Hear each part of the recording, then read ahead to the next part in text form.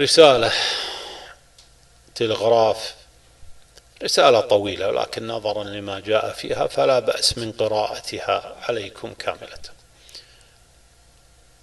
يقول ابن سعود في هذا التلغراف: إلى أعتاب سيدي وولي نعمتي سلطان البرين وخاقان البحرين خليفة رسول الله السلطان المعظم السلطان عبد الحميد خان الثاني، أدام الله عرش سلطنته إلى آخر الدوران، آمين.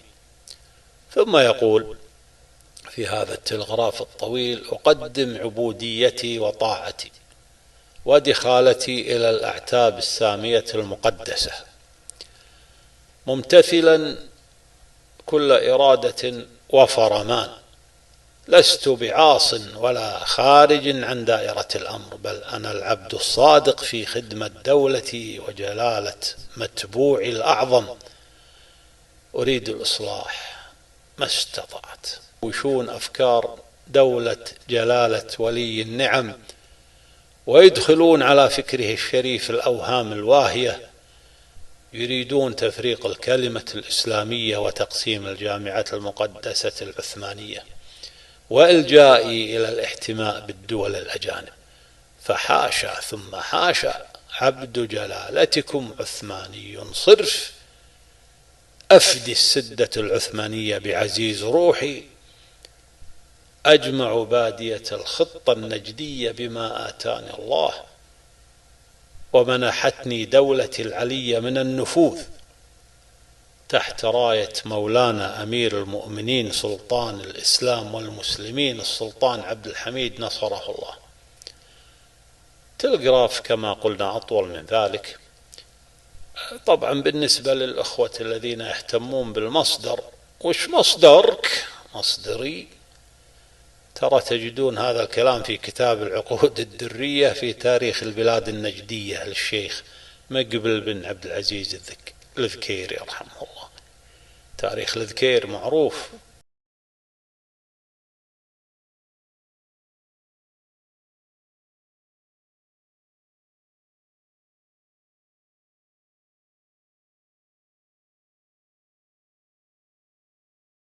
سمعت قصة مردخاي من زمان، قالوا لأخوكم مردخاي هذا زمانك جاي. شفت هالإخوان؟ قاتلهم، خذ أرضهم، اهدم منازل بعضهم وشردهم، اطمس معالم أرضهم وغير ملامحهم، فرقهم وتصير سيدهم، وامسك بتلمودك ودينك، وامسك بتلمودك ودينك وبعثر مبادئهم، وبعد ما تزرع بذور الحقد فيما بينهم وتحصد مشاعرهم قد ما تقدر، حيد أكبرهم، رد له كامل حقوقه، واعزف على أوتار فرقتهم، واضرب أغناهم بأفقرهم، حاربهم بهم واشعل معاركهم، وبعد ما يستنزفوا قوة بعض خذ ما بقى منهم وفاوضهم، فاوضهم على الفتات، فاوضهم على الفتات، وإذا عطوك حق الفتات رجع لهم ربعه وسالمهم. هذه قصة مردخاي سيد الزمان الجاي. عاجبكم؟ قالوا لأخوكم مردخاي هذا زمانك جاي.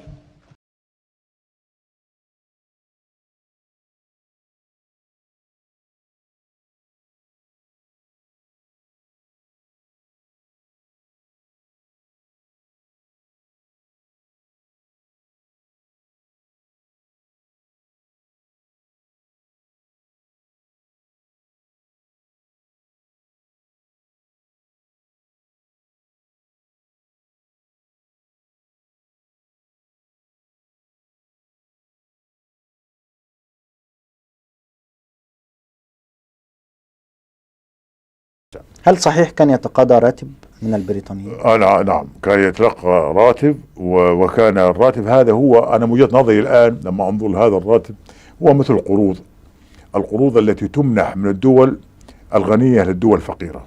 يعني لم يكن هذا الراتب بمثابة يعني إسكات للملك، أو يعني نوع من شراء الولاء؟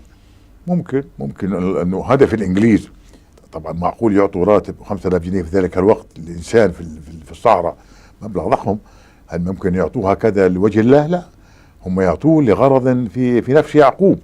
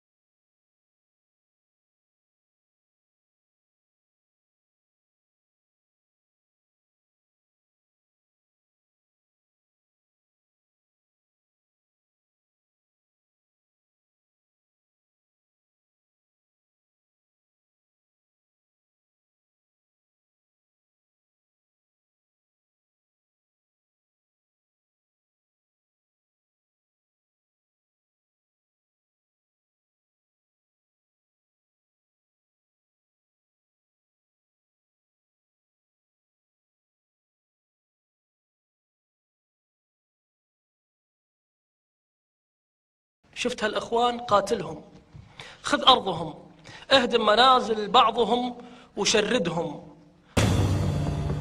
في آب أغسطس 1924 انطلق جيش الإخوان في هجوم مباغت صوب الأراضي الحجازية.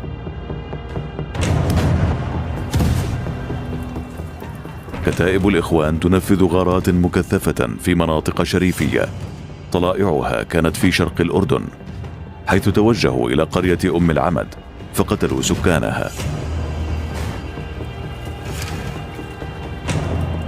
الهجوم الكبير كان في الطائف عاصمة الحجاز الصيفية، تحديدا في 3 أيلول سبتمبر 1924، حيث تحرك جيش الإخوان صوب الطائف بقيادة المتعصب سلطان بن بجاد. لم تتمكن الطائف من الصمود إطلاقا، وقتل المئات من الناس، حتى أن صحفا بريطانية تحدثت عن قطع لحناجر الأطفال والنساء، وأن العشرات قد لجأوا إلى جامع ابن عباس لكنهم قتلوا جميعا داخل المسجد، كما أن السلب طال المدينة بكاملها. اطمس معالم أرضهم وغير ملامحهم،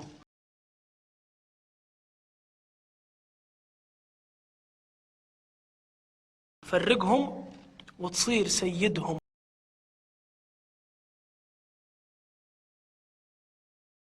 وامسك بتلمودك ودينك وبعثر مبادئهم.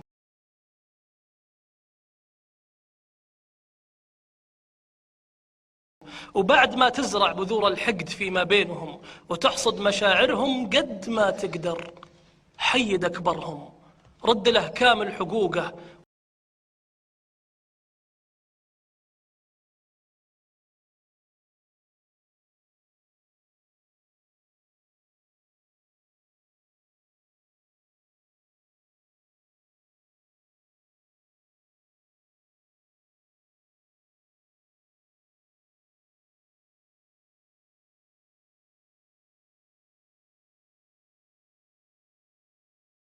واعزف على أوتار فرقتهم، واضرب أغناهم بأفقرهم، حاربهم بهم واشعل معاركهم. وبعد ما يستنزفوا قوة بعض خذ ما بقى منهم وفاوضهم، فاوضهم على الفتات، وإذا عطوك حق الفتات رجع لهم ربعه وسالمهم. هذه قصة مردخاي سيد الزمان الجاي. عاجبكم؟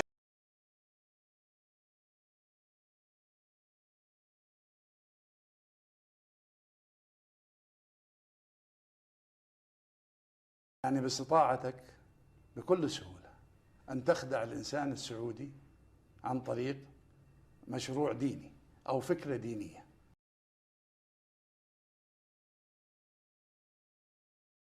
لأنه يسهل استحمار السعوديين مع الأسف الشديد، وهذه حقيقة علينا أن نواجهها.